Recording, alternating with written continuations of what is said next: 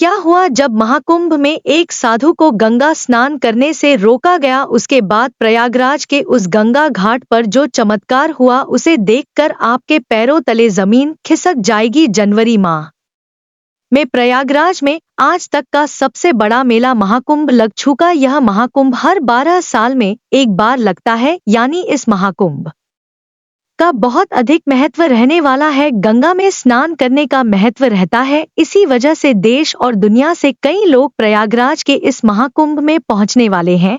लेकिन अभी हाल ही में जो घटना सबके सामने निकल कर आ रही है उसने सभी के होश उड़ा दिए, जहां पर एक साधु महाराज को गंगा नदी में स्नान करने से रोका गया। कोई भी महाकुंभ साधुओं के बिना अधूरा है, क्योंकि यह साधु संतों के आगमन और स्नान से ही संपूर्ण माना जाता है। देश भर से साधु महाकुंभ शुरू होने के कई दिनों पहले ही प्रयागराज पहुंच जाते हैं। इस घटना की शुरुआत होती है मध्य प्रदेश के महेश्वर में रहने वाले राधानंद जी महाराज से। राधानंद जी महाराज रोजाना सुबह 4 बजे उठकर ठंडे पानी से स्नान किया करते थे और भिक्षा प्राप्त करने के लिए निकल जाते थे। उन्होंने अपने जीवन काल में सांसारिक सुख का त्याग करके कई तपस्याएं की और कई सिद्धियां हासिल की। वे महेश्वर के घाट पर ही निवास करते थे। जब उन्हें प्रयागराज महाकुंभ लगने की खबर मिली तो वे महाकुंभ में जाने के लिए बहुत उत्साहित थे। वे तकरीबन 1 माह पूर्व महाकुंभ में पहुंचना चाहते थे, क्योंकि वे वहीं पर 2 से 3 महीने बिताना चाहते थे। उनका ऐसा कहना था कि महाकुंभ वह पवित्र समय होता है जहां पर देवी देवता स्वयं उस स्थान पर मौजूद होते हैं। वहां पर तप करना, साधना करना, भगवान का ध्यान कर बहुत ज्यादा फलदायी है।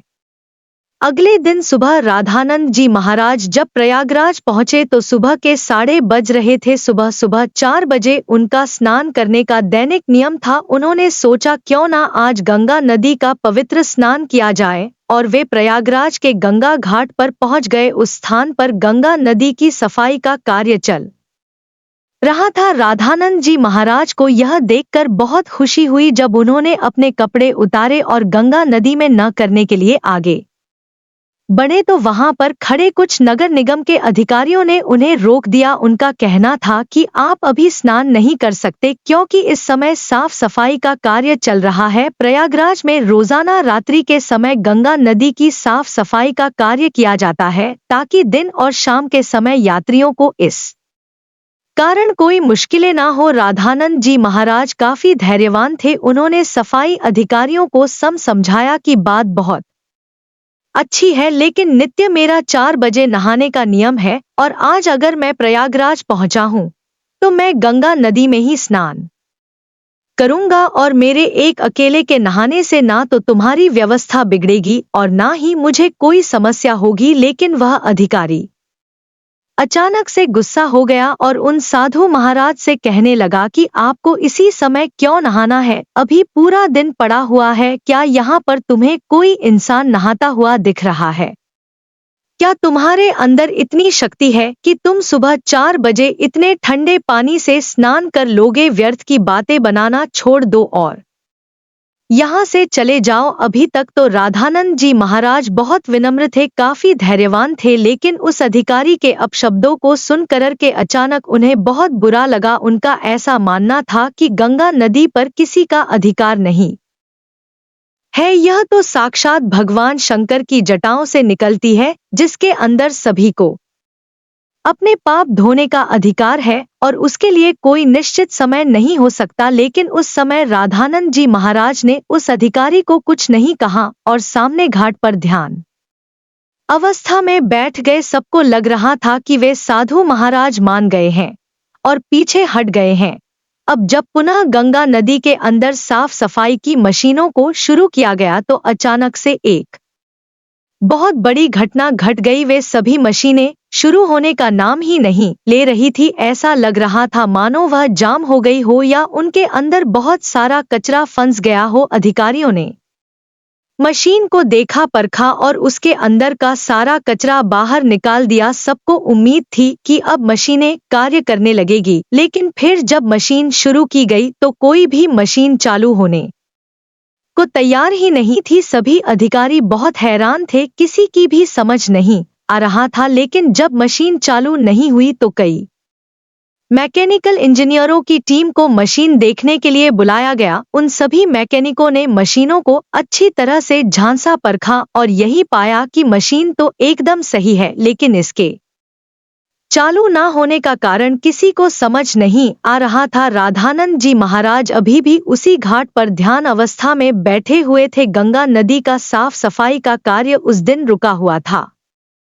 सभी लोग बहुत हैरान थे। उस समय जो मैकेनिकल इंजीनियर वहां पर मशीन सही करने आया था, उसने जब राधानंद जी महाराज को देखा तो उसकी आंखें खुली की खुली रह गई। वह राधानंद जी महाराज के चरणों में गिर गया और बाबा उसे आशीर्वाद देने लगे। फिर वह सभी अधिकारियों को बताने लगा कि यह महेश्वर के सिद्ध महाराज है। बचपन के समय पर एक बार जब मुझे सांप ने डस लिया था तो इन्होंने ही अपने चमत्कार से मेरी जान बचाई थी। तब उस अधिकारी को अपनी गलती का एहसास हुआ। वह समझ चुका था अगर यह अपने दैनिक नियम के अनुसार 4 बजे गंगा स्नान करना चाहते थे तो मुझे इन्हें रोकने का अधिकार नहीं था। मैंने जो इनका अपमान किया, इन्हें भला बुरा कहा और गंगा नदी में स्नान करने से रोक दिया, उसी का परिणाम मशीनों की खराबी के रूप में हम भुगत रहे हैं।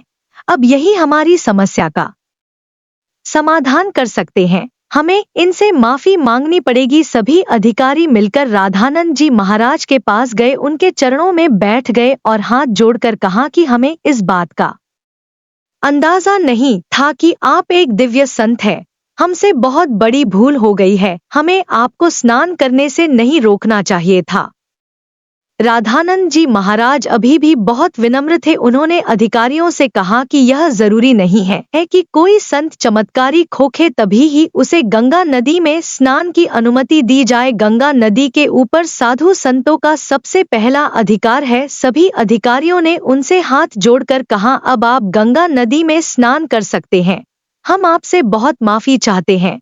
राधानंद जी महाराज समझ चुके थे कि सभी अधिकारियों को उनकी गलती का एहसास हो गया है, उनका अभिमान दूर हो गया है। उन्होंने विनम्रता पूर्वक उन अधिकारियों से कहा कि तुम चिंता क्यों करते हो, अभी समय कहाँ बीता है, जरा अपनी घड़ी में समय तो देखो, आखिर क्या बजे हैं।